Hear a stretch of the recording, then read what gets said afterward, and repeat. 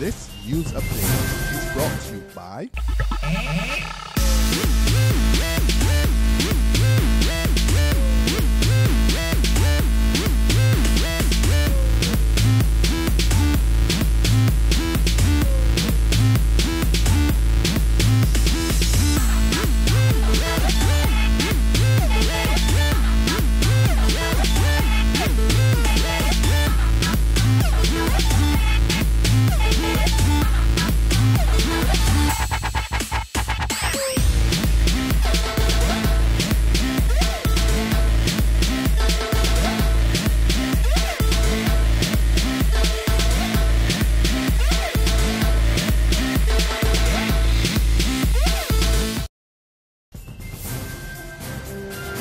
This is the 6 p.m. Barbados Today update from Monday, June 30, 2014. I'm Carol Williams. Good evening.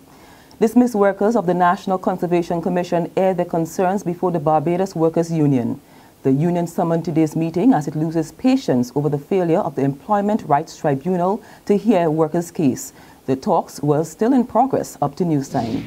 An opposition senator tells government to stop the lip service on renewable energy.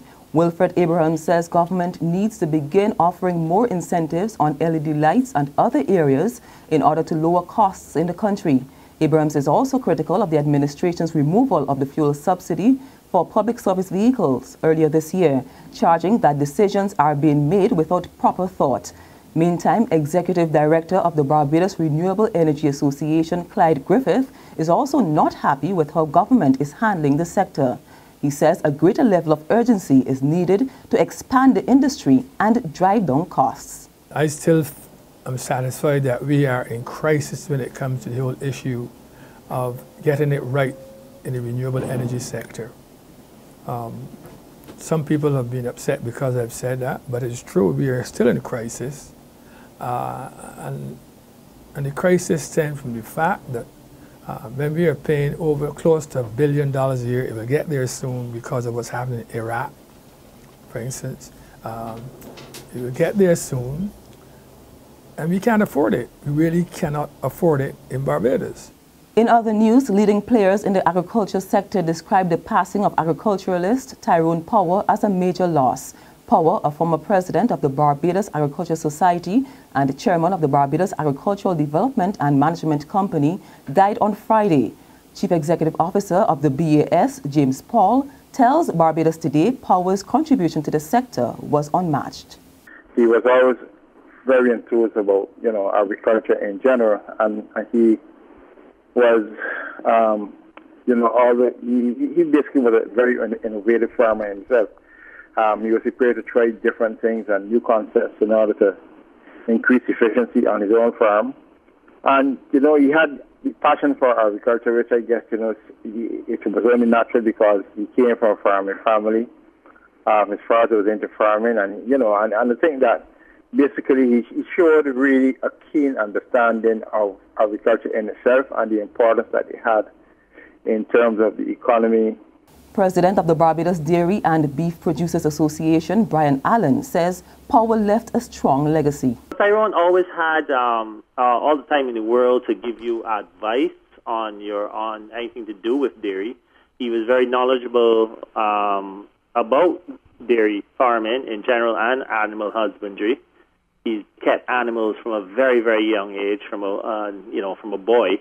And he was always helpful, and he always had a cheerful outlook. And I worked with him for many years in the BAS when he was president of the Dairy and Beef and of the Agriculture Society itself. He was very instrumental in the school meals program, getting milk into the schools. In sport, a battling debut half-century from fast bowler Jason Holder and stout defiance by off-spinner Shane Shillingford could not save West Indies from a 53-run defeat and a 2-1 series loss to New Zealand at Kensington Oval today. Chasing a victory target of 307 on a rain-hit day, the Windies lost wickets steadily before capitulating on 254. Batting at number 7, Holder top-scored with 52 to add his first innings of 38, while Shillingford remained unbeaten on 30. The two added 77 runs for the 8th wicked. There's regional and international news after this short break. Hi, I'm Red Plastic Bag. Anyone who knows me knows I don't like cold.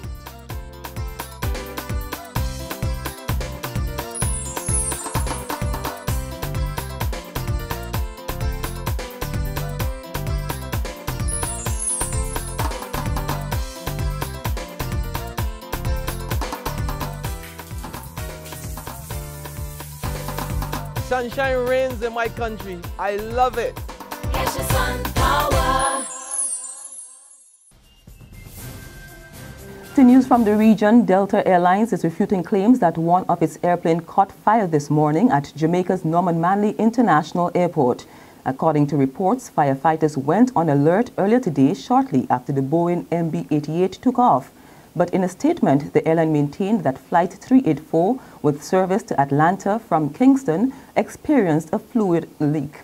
It said the crew followed established procedures and returned the aircraft to Kingston, where it was being examined by technicians. A new departure date has not yet been determined.